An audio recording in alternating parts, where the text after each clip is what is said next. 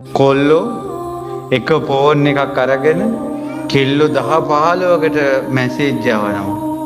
Video call ගන්නවා. කෙල්ලන්ගේ ජීවිතත් එක්ක සෙල්ලම් කරනවා. ඔතන ඉන්න අවංක කෙල්ලෝ ඉන්නවා.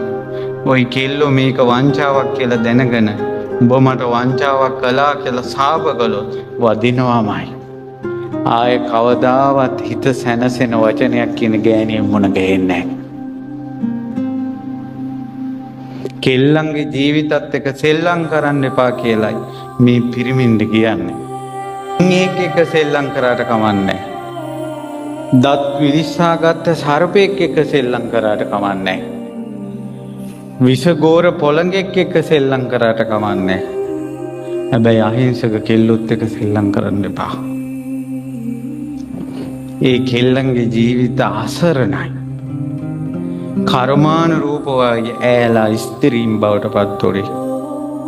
එවුන්ට අපෙන් අසාධාරණයක් වුණොත් ඒක වදිනවා. ඒක වදිනවා. බුද්ධ ශාසනයේ හිටියා බාහ්‍ය දාරුචීරිය කියලා 80 මහා ශ්‍රාවකයන් වහන්සේලා අතර රහතන් වහන්සේ නම. උන්වහන්සේ රහත් උනේ ගිහියෙක් විදිහට. රහත් වෙලා මහාන වෙන්න සිවුරක් හොයාගෙන යනකොට යක්ෂණියක් ආරූඪ වෙලා හරකෙකුට ඇන්නා. අර රහතන් වහන්සේට වැඳගෙන හිටපු දෙවියෝ දෙපැත්තට වුණා. යක්ෂණිය ඇන්නා. රහතන් වහන්සේ පිරිනොම් පෑවා. අනාගාමී උත්තමයෙක් පුක්කුසාති කියලා අනාගාමී වෙලා මහාන වෙන්න සිවුරක් හොයාගෙන ගියා. අර යක්ෂණිය හරකෙක් ගැඟට ඇවිල්ලා හොයාගෙන ඇවිල්ලා ඇන්නා. ඔය වගේ මාර්ගඵල ලැබුව 4 දිනකට ඇනලා තියෙනවා. හරක්ගේ ඇඟවල් වලින් ඇවිල්ලා. දෙවිවරු දිව්ව කියනවා අයින්නට ඈත් වුණා කියන යක්ෂණිය එනකොට. මක් නිසාද? කලින් ජීවිතේ එක කෙල්ලෙක් අහිංසක කෙල්ලෙක් යාළු කරගෙන කොල්ලෝ 4 දිනක් කැලෑවට ගෙන්නන්න ගිහිල්ලා දූෂණය කරලා. ඊට පස්සේ කෙල්ලගේ ලොකු චේන් එකක් තිබිලා තියෙනවා. ඇඟිලි 5ෙම මුදු 5ක් තිබිලා තියෙනවා. මුදු ටික ගන්නයි චේන් එකයි ගන්නයි කෙල්ලගේ බෙල්ල මිරිකුවා.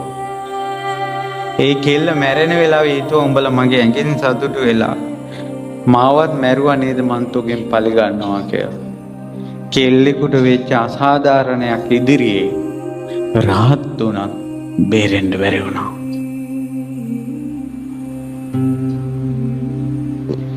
අද බණපද අහන පිරිවින්ඩයි මේ කියන්නේ. උඹලා නම් අදින් පස්සේ කෙල්ලන්ගේ ජීවිතත් එක්ක කාන්තාවන්ගේ ජීවිතත් එක්ක සෙල්ලම් කරන්න එපා.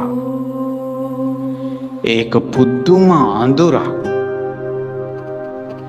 පුදුම ඒ කියන්නේ හිතේ සැනසෙල්ල සම්පූර්ණ නැති කරන.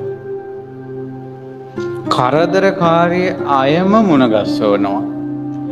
අනාගතේ බැඳලා දරුවෙක් හම්බුණත් වද දෙන දරුවෙක්ම හම්බ වෙනවා.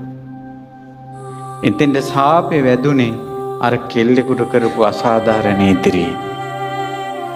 කෙල්ලන්ගේ ජීවිතත් එක්ක සෙල්ලම් කරන්න එපා. කසාද බඳින්න කලින් කාමර ගානේ යන්න එපා. පඳුරු ගානේ යන්න එපා.